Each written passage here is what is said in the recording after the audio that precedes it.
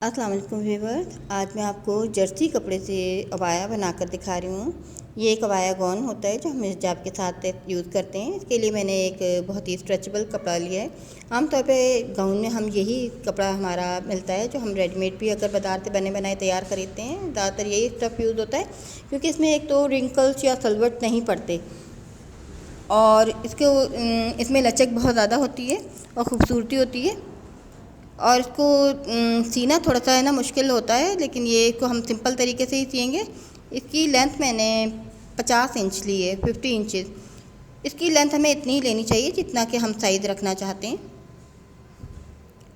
और इसकी चौड़ाई मैंने 40 इंच या 40 इंच रखी है। अब इसका मैं कपड़ा अलग कर लूँगी। इसका मैं डबल कपड़ा अलग करने के बाद इसको मैंने तह लगा लिया है। और इसके लिए मैंने ये एक पेपर लिया है। सबसे पहले मैं इसकी नेक की कटिंग करूँगी। इसमें मैंने राउंड नेक लगानी है और रेगलान स्लीव्स लगाने हैं। कि ये मैंने एक पेपर लिया है जिसकी 12 इंच चौड़ाई और 12 इंच लंबाई है। एक बिल्कुल चौकोर पीस लिया है, इस पर मैं नेक कटिंग करूँगी। अब आपको नेक कटिंग करके दिखाती हूँ मैं। इसके लिए हमें सबसे पहले इसमें बड़ी नेक रखते हैं हम, क्योंकि हमें कपड़ों पर पहनना होता है।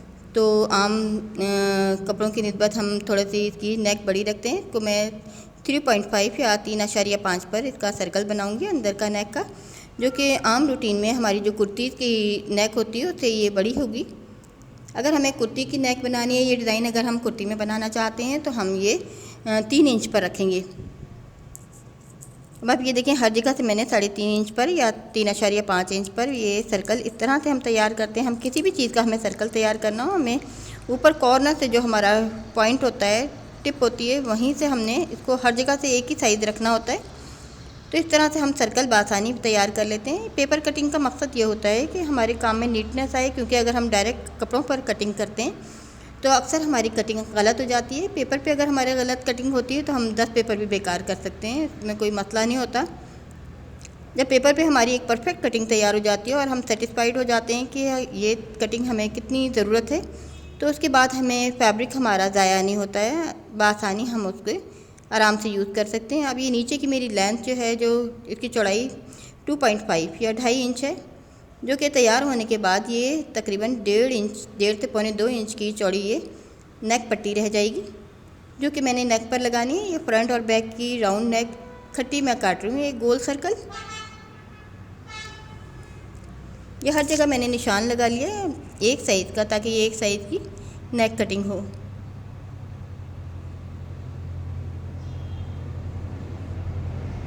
बिल्कुल मैंने एक राउंड शेप में ये सर्कल तैयार कर लिया। अब आप ये देख सकते हैं, ये थोड़ी सी आम कुर्ती की निस्बत थोड़ी सी बड़ी नेक है। और इसमें मैं स्लीव भी रेगलान स्लीव बनाऊंगी। इसका मैंने चौड़ाई जो पेपर की है 12 इंच क्योंकि लिए, तो इसका शोल्डर भी 12 इंच का है। ये आम शोल्डर से थोड़ा छोटा शोल्डर है।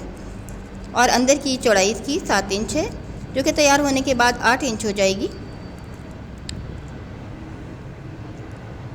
ये नेक जो है फ्रंट बैक से बिल्कुल एक जैसी होगी, लेकिन मैं आपको ये थोड़ा ऊंचा नीचा करके दिखा रही हूँ पेपर को, जिसमें मैंने जो कटिंग करनी है, मैंने अपनी नेक की कटिंग करनी है, तो वो जो मैं छोटा साइज़ रख रही हूँ, तकरीबन 1 इंच का मैंने फ़र्क कर लिया है।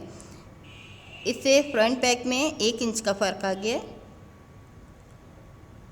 और अब मैं आपको दिखाती हूँ, इसका मैंने आर्म होल कटिंग करना है, जो कि मैं चौड़ाई 6 इंच ले रही हूँ, जिसकी 6 इंच पर मैंने निशान लगाया है चौड़ाई में। और आम तौर पे हम 8 इंच लंबाई में निशान लगाती हूँ मैं, लेकिन इसका मैं 10 इंच पर लगा रही हूँ, क्योंकि ये हम जो गाउन होते हैं नीचे के, अबाया होता है, वो हमें कपड़ों पर पहनने होते हैं, तो इसलिए इसकी हर चीज़ हमें बड़ी रखनी होती है। नेक भी बड़ी रखनी होती है, आर्म होल भी बड़ा रखना होता है। इसके साथ जो स्लीव जुड़ेंगे वो उसका इजाफा और भी हो जाएगा, तो ये थोड़ा सा आर्म होल और भी बड़ा हो जाएगा। अब देखिए, मैंने इस तरह से निशान लगा लिए, जिस तरह से मैंने समझाया है। चौड़ाई 6 इंच और लंबाई 10 इंच पर मैं इसकी कटिंग कर रही हूँ। ये मेरा आर्म होल कटिंग हो गया है। अब मैं इसमें साथ ही नेक कटिंग करूँगी। ये साइड की भी मैं थोड़ी सी हल्की सी कटिंग कर रही हूँ, तकरीबन 1/2 इंच। अब आप ये देख सकते हैं, मैं जैसे कि ये मेरी नेक है, इसको मैंने ये जो सर्कल है ये मेरा आएगा बराबर, लेकिन मैं जब इसकी नेक कटिंग करूँगी तो इसको 1 इंच छोटा कटिंग करूँगी ताकि सिलाई होने के बाद ये बराबर हो जाए। जो मेरी छोटी नेक है आप देख सकते हैं, एक साइड मेरी छोटी नेक है और एक साइड बड़ा राउंड है। जो छोटे राउंड पर मैंने हिसाब से कटिंग करना है।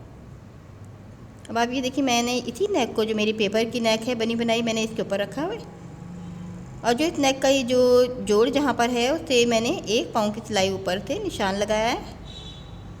और ये असल मेन कटिंग जो है मेरी वो यहीं से होगी नेक की।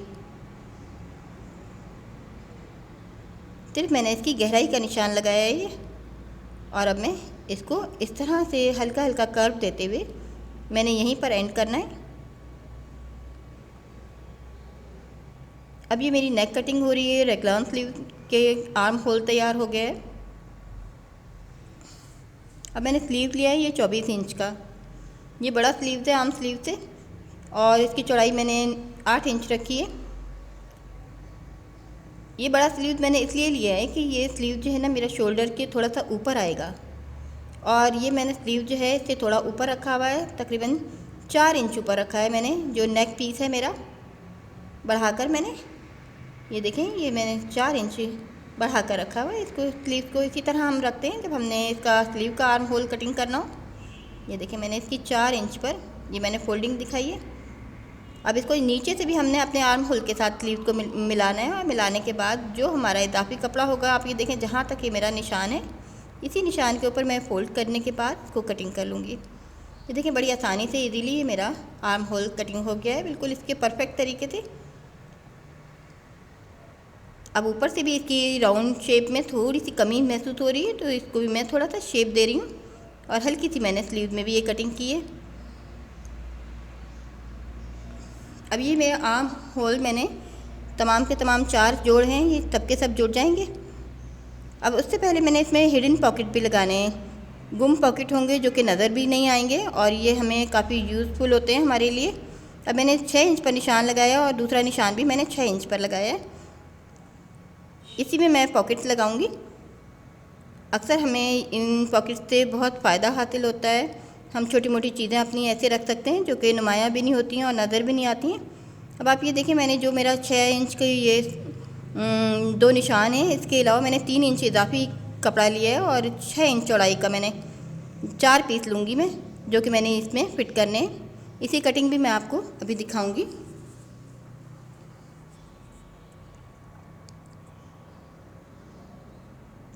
अब इस पूरी पट्टी मैंने कटिंग की हुई है। अब इसको फोल्ड करके ये 4 हिस्से हो गए हैं।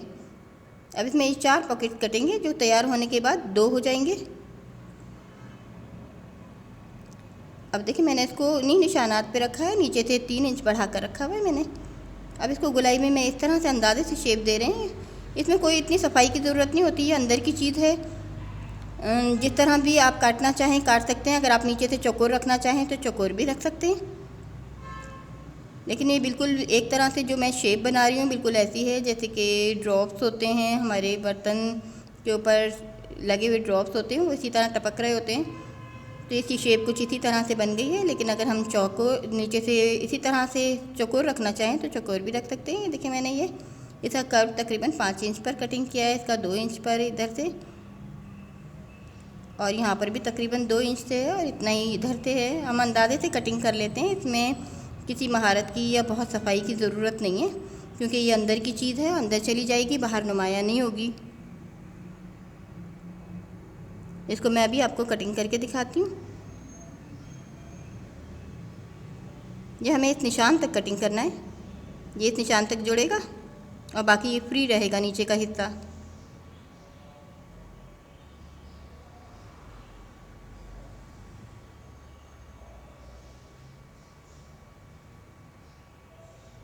ये पॉकेट आमतौर पे नुमाया नहीं होते, ना नज़र आते हैं, लेकिन ये छोटी मोटी हमें चीज़ें रखने में हमें मदद देते हैं।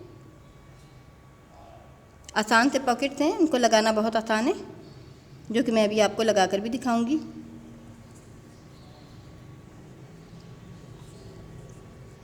इस तरह से हमें घर में गाउन तैयार करने बहुत आसान है। ये हमें काफ़ी बेहतर रहते हैं। इतने बहुत ज़्यादा ये फैंसी स्टाइल नहीं है, बहुत सिंपल सा गाउन है। और ये कपड़ा स्ट्रेचेबल है और जर्सी कपड़ा है, तो आमतौर पे हमारी मशीनें मुश्किल से पकड़ती हैं। मैं उसका तरीका भी अभी आपको दिखाऊंगी कि इसको हमें मशीन पर किस तरह से चलाना चाहिए। अब आप ये देखें, एक साइड हमें एक पॉकेट रखना है, दूसरी साइड दूसरी पॉकेट सीने के बाद जब फिर हम इसको मिला देते हैं। ये देखें, ये दोनों साइड मिल जाएंगे और फिर हम इनको बाहर की साइड निकालने के बाद हम साइड फिटिंग में एक ही दफ़ा में इसको सिएंगे। ये देखें, ये बाहर की साइड पे जुड़ने के बाद इस तरह से बाहर की साइड पर रहेंगे और ये ऊपर से हमें नज़र नहीं आएंगे, ये अंदर की साइड होंगे ये पॉकेट, जो कि मैं भी आपको सिलाई करके दिखाऊंगी। अब उससे पहले मैंने नेक जो है डायरेक्ट तैयार नहीं करनी। जैसे कि मैंने बताया कि हमारा स्ट्रेचेबल कपड़ा है, हम इसको डायरेक्ट सिएंगे तो पहली बात तो हमारी मशीनें, देसी मशीनें इन कपड़ों को आसानी से कबूल नहीं करती हैं, लेकिन अगर हम लाइनिंग लगा लेते हैं तो हमें इसको संभालना आसान होता है। स्ट्रेच की वजह से इसकी सिलाइयाँ भी नहीं टूटती हैं और लाइनिंग से ये हमारी नेक जो है आसानी के साथ जमी रहेगी। मैं बिल्कुल इसी तरह के स्क्वायर शेप पीस लिए हैं जैसे कि मैंने नेक कटिंग के टाइम लिए थे, 12 इंच चौड़ाई और 12 इंच लंबाई के। अब इसी को मैंने डबल 2 पीस लिए हैं, एक ऊपर के लिए एक नीचे के लिए, और इसको मैंने 4 हिस्सों में फोल्ड किया है।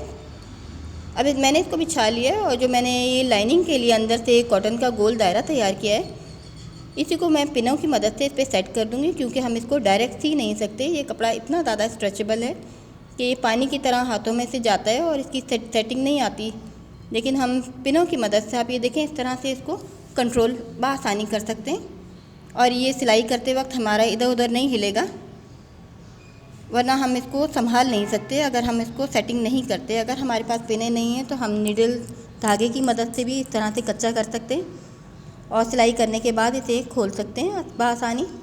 अब आप ये देखिए, पिनें लगाने के बाद ये कपड़ा मुकम्मल तौर पर, इस पर जो है लाइनिंग सेट हो जाएगी। और नीचे का ब्लैक पीस जो है मैंने 2 हिस्सों में लिया है, 2 हिस्से हैं नीचे। ये देखें, ये पूरा का पूरा यहाँ पे ये जम गया है। अब ये देखें, मैंने उठाया भी है, उठाने से भी इसको कोई फ़र्क नहीं पड़ा है, ये पूरा का पूरा सर्कल इसके ऊपर फिट हो गया है। अब मैं सिलाई करूँगी, ये कहीं भी नहीं हिलेगा। अब मैं आपको ये दिखाती हूँ कि मैंने इसके आर्म होल किस तरह से जोड़ने हैं। मैंने बिछाकर आपको इसलिए दिखा रही हूँ ताकि इसमें कोई कन्फ्यूजन ना रहे। अब आप ये देखें कि ये जो फ्रंट बैक हैं ये अपोजिट साइड रखे हुए हैं और इसी तरह स्लीव भी अपोजिट साइड रखे हुए हैं। स्लीव के साथ फ्रंट या बैक जुड़ेगा और फ्रंट बैक के साथ स्लीव। अब मैं आर्म होल आपको सीखे दिखा रही हूँ। स्लीव का आर्म होल हमारा जो फ्रंट का साइड है या बैक का साइड है उस पर जुड़ेगा। अब आप ये देखें, मैंने इस पर मशीन चलाई है, इस पर मशीन टाप देती है, इसका स्टिच सही नहीं आता, तो उसका भी मैं आपको ये सोल्यूशन दिखा रही हूँ कि हम छोटी छोटी पेपर जो आम हमारे बच्चों की कॉपियों में इस्तेमाल होते हैं, उनकी पतली पतली पट्टियाँ काटने के बाद जब हम इस पर कपड़ों पर रखते हैं तो हम जब सिलाई करते हैं तो आप ये देखें बिल्कुल नीट सिलाई आ रही है।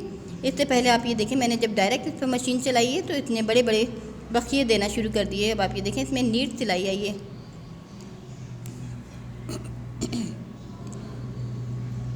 अब ये दूसरा आर्म होल भी मैं इसी तरह जोड़ते हुए मैंने इस तरह पतली पतली पट्टियाँ तैयार कर रखी हैं ताकि हमें सिलाई में मुश्किल ना हो। मैंने इसके बाद इसको पूरे को ओवरलॉक भी कराना है,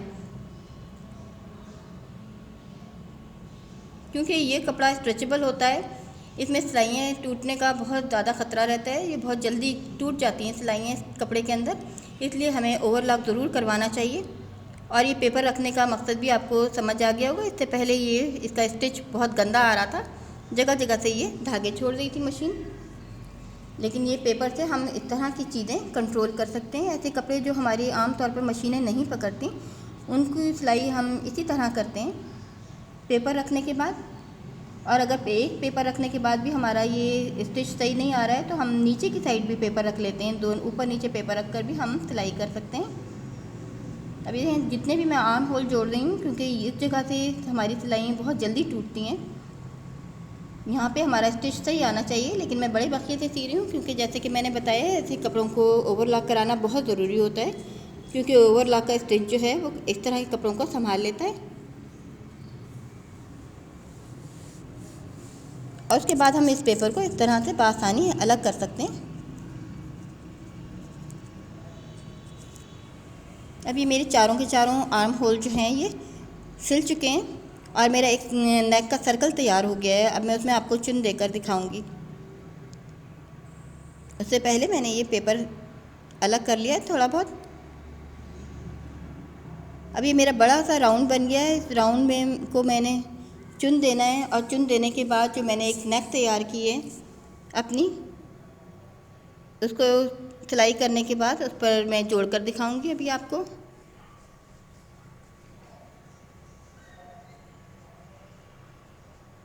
इस तरह से हम गाउन बआसानी घर में तैयार कर सकते हैं।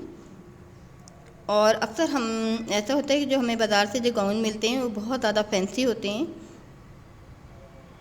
और सब लोग पसंद नहीं करते बहुत ज़्यादा फैंसी गाउन, और उनकी स्टिचिंग भी इतनी अच्छी नहीं होती, डिज़ाइन भी इतने अच्छे नहीं होते।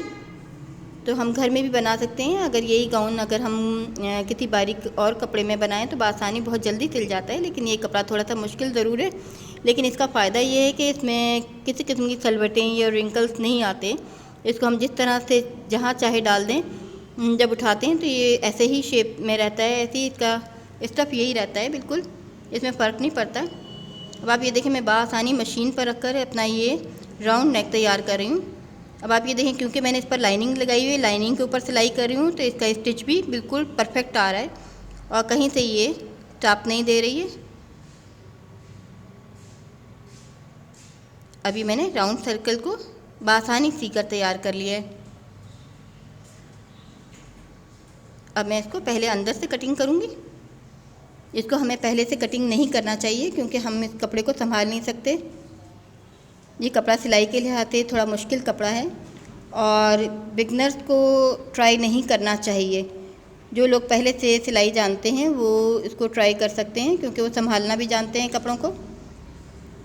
अभी मैंने अंदर का सर्कल कटिंग किया है, अब मैं बाहर का सर्कल भी पिने हटाने से पहले कटिंग कर लूँगी, ताकि ये परफेक्ट रहे। क्योंकि कपड़ा पानी की तरह इधर से उधर हिलता रहता है और फिर हमारी कटिंग जो है वो अक्सर गलत हो जाती है। लेकिन हम बआसानी इसको अगर कच्चा कर लेते हैं नीडल की मदद से या पिने लगाकर, तो हम इसको बआसानी कंट्रोल कर सकते हैं। अब ये जो सर्कल में मेरी ये सिलाई हुई है, ताकि इसमें खिंचाव ना पड़े, मैं हल्के हल्के कट भी लगा रही हूँ हर सिलाई की जगह पर, क्योंकि जब हम पलटते हैं तो ये कपड़ा इकट्ठा होकर एक झोल सा देता है, इसमें चुनें आती हैं उसमें, और नीट काम नहीं होता है। अब आप ये देखें, मैंने ये पिने तमाम की तमाम हटा रही हूँ, और उसके बाद आप ये देखें बिल्कुल परफेक्ट तरीके से ये मेरा एक सर्कल तैयार हो गया है। क्योंकि मैंने ये डबल कपड़ा लिया था, एक ऊपर की तरफ के लिए, एक अंदर की तरफ के लिए। इसको भी मैं ऊपर से सिलाई कर लूँगी। और अगर आपको लगता है कि ये आपके कंट्रोल में नहीं आ रहा है, तो सबसे बेस्ट ये है कि आप नीचे बिछा कर फर्श पर इसको नीडल की मदद से या पिनों की मदद से एक दफ़ा फिर सेट करें और फिर सिलाई करें। क्योंकि इस तरह के कपड़े ये बढ़ते भी रहते हैं मशीन में, और बहुत ही नरम हाथ से, ढीले हाथ से हमें इसको संभाल कर सिलाई करनी चाहिए।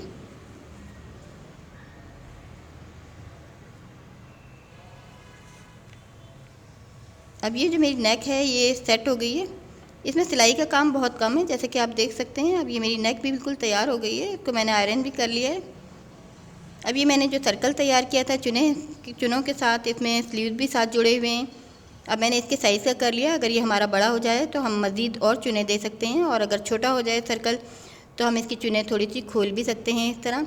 अब मैं इसके दो साइड सर्कल के निशान लगाकर और इसको आर्म होल से शुरू करूँगी, आर्म होल के सेंटर से। अब मैं आपको ये फिट कर दिखा रही हूँ। इसमें नेक पर ये नीचे का पूरा राउंड,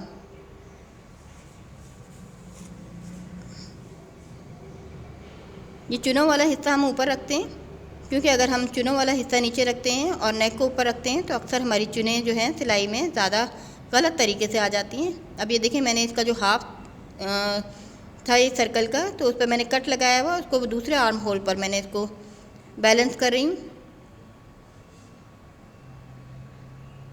जैसे कि मैंने बताया कि ये सिलाइयाँ ज़्यादा पायदार नहीं होती हमारी मशीन की। जब मेरा ये पूरा गाउन तैयार हो जाएगा, इसको मैंने पूरे को ओवरलॉक कराना है। ओवरलॉक की जो सिलाई होती है वो उसमें एक वक्त में कई थ्रेड या धागे इस्तेमाल होते हैं, और वो नायलॉन का थ्रेड होता है, इसलिए वो इस तरह के कपड़ों को संभाल लेते हैं और ये कपड़े कटते भी नहीं हैं। ये हमारी मशीनों में आकर अक्सर, पहली बात तो इनकी सिलाई भी सही नहीं होती है, ये टाप देते रहते हैं और इसके अलावा ये कट भी जाते हैं अक्सर हमारी मशीनों में आकर, और खिंचाव पड़ने से ये जल्दी से इनके स्टिच टूट भी जाते हैं। तो इसकी मजबूती के लिए सबसे बेस्ट ये होता है कि हमें इन्हें ओवरलॉक ज़रूर कराना चाहिए। चाहें तो हम इसको किसी और कपड़े में भी इस तरह के गाउन बना सकते हैं, जॉर्जेट में बना सकते हैं, और या फिर हमें प्योर कॉटन में नहीं बनाने चाहिए, इसको हम वॉश एंड वेयर में बना सकते हैं।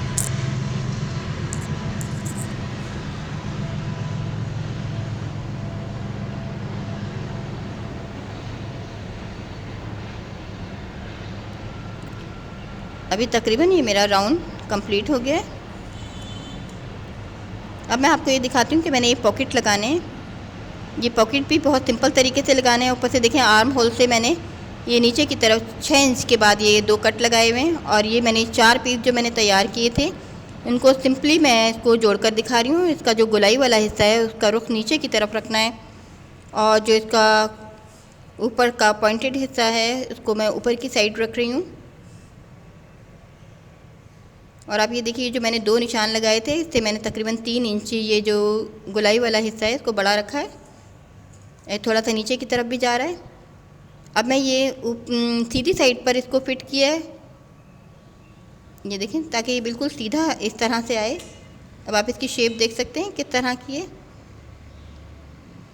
अब दूसरी साइड भी मैं अंदर की साइड सीधी साइड इसको दूसरे को भी सिलाई करूँगी, और इस तरह ये 4 हिस्से मैं जोड़ दूँगी 2 पॉकेट के लिए। 2 हिस्से मेरे दाएं तरफ जुड़ेंगे, 2 हिस्से बाएं तरफ जुड़ेंगे। अब ये दूसरा हिस्सा है जो हमारी फ्रंट और बैक की सिलाई होगी उसके साथ ये जुड़ रहे हैं ये पीसेस। इसका भी ये देखें पॉइंटेड हिस्सा मैंने ऊपर रखा, और राउंड शेप का जो हिस्सा है वो मैंने नीचे की तरफ रखा है, और बढ़ा हुआ हिस्सा मैंने नीचे की तरफ बढ़ाया है इसको। इस पॉकेट का फालतू हिस्सा जो है वो नीचे की तरफ हमें बढ़ाना है।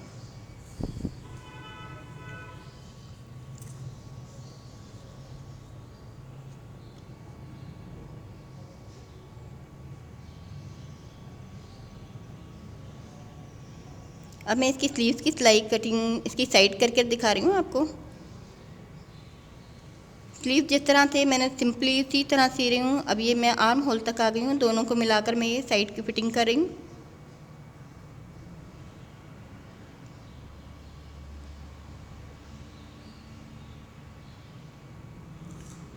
अब ये ऊपर की सिलाई करते हुए देखिए यहाँ तक हमारा पॉकेट आ गया है। ये पॉकेट का जो राउंड वाला शेप का हिस्सा है मैंने यहाँ पर सिलाई करनी है, और ये पोर्शन मेरा है एक हिस्सा थोड़ा सा मिस हो गया है, वो मैं आपको दोबारा बाहर दिखाती हूँ। अब मैंने ऊपर की राउंड शेप में मैंने इसकी सिलाई करनी है। अब नीचे का कंप्लीट कर रही हूँ मैं। ये पॉकेट को सीते हुए मैं नहीं दिखा सकी हूँ, वो मैं आपको अलग से दिखा देती हूँ कि इसको मैंने किस तरह से तैयार किया है। अब मैं आपको ये दिखाती हूँ। इसमें मैंने 2 लास्टिक के पीस लिए हैं, और इन लास्टिक के पीस का एक राउंड बनाकर मैं कप की जगह पर लगाऊंगी। इसका फ़ायदा ये होता है कि लास्टिक इसलिए मैं डाल रही हूँ कि वो देखने में सामने से कप महसूस होंगे, लेकिन लास्टिक वाले स्लीव जो हैं पहनने में बहुत आसान होते हैं। इसको हम बआसानी बहुत जल्दी से उतार सकते हैं या पहन सकते हैं। हमें इस तरह के गाउन पहनने में कोई मेहनत नहीं होती, ये पहनने में बहुत इजी गाउन होते हैं। सेकंड में हम इसको पहन सकते हैं आसानी से और उतार भी सकते हैं।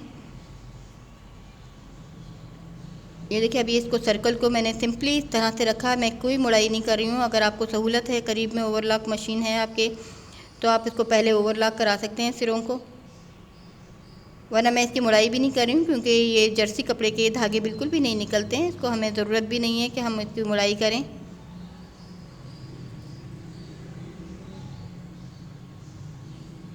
और अगर यहाँ पर भी आपकी मशीन में अगर आपका स्टिच ख़राब कर रही है तो इस पर भी आपको पेपर की पट्टी लगा लेनी चाहिए। यहाँ पर मेरी मशीन जो है वो ठीक चल रही है, तो इसलिए मैं पेपर यूज़ नहीं किया है मैंने सिलाई के टाइम। मशीनें बाद दफ़ा है ना किसी जगह पर स्टिच ख़राब करती हैं, कहीं नहीं भी करती हैं। अब आप ये देखें इस जगह पर मशीन चलते चलते इस कपड़े की आदी हो गई है, इसलिए यहाँ पर ये स्टिच ख़राब नहीं कर रही है।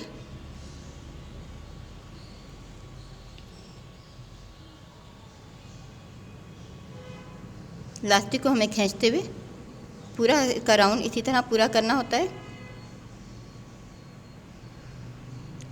साइड हमें सीने के बाद हम इसलिए करते हैं ताकि राउंड साइड में हमारी सिलाई नज़र ना आए।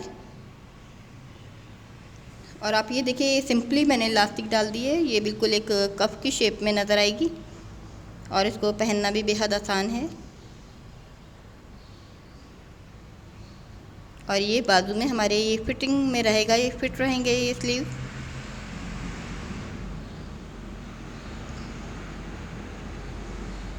ये स्लीव भी इसके तैयार हो गए। अब मैं आपको दिखाऊं इसका, जब मैंने घेर मोड़ा है तो घेर में भी ये स्टिच ख़राब कर रही थी, तो मैंने इसी तरह से, आप ये देखें इसका स्टिच कितना साफ़ सुथरा और नीट आया है, कहीं से कोई इसका स्टिच जो है ख़राब नहीं है।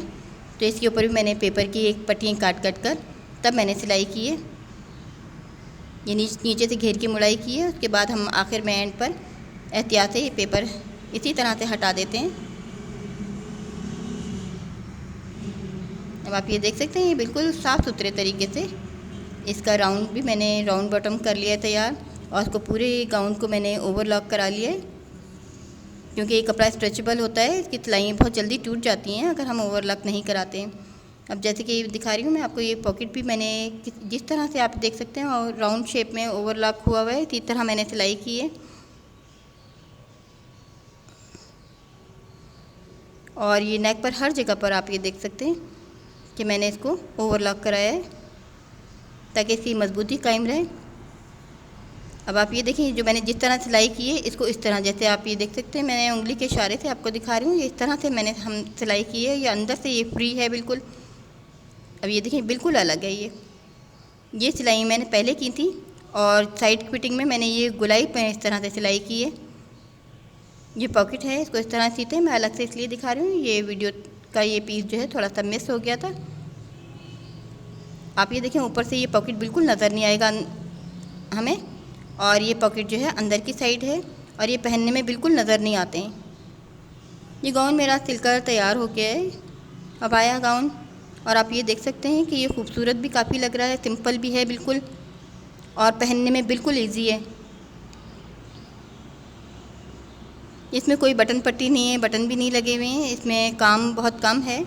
लेकिन ये स्टफ़ जैसे कि मैंने बताया थोड़ा सा सीने में मुश्किल होता है, इसको संभालना थोड़ा सा मुश्किल होता है, लेकिन अगर इस तरीके से आप बनाना चाहें तो हम बआसानी बना सकते हैं। इसको हम नेट पर या हम जॉर्जेट में या ऐसे स्टफ़ जिनमें रिंकल्स या सलवटें वगैरह नहीं आती हैं, हम इसको बआसानी बना सकते हैं। उम्मीद है आपको पसंद आएगा।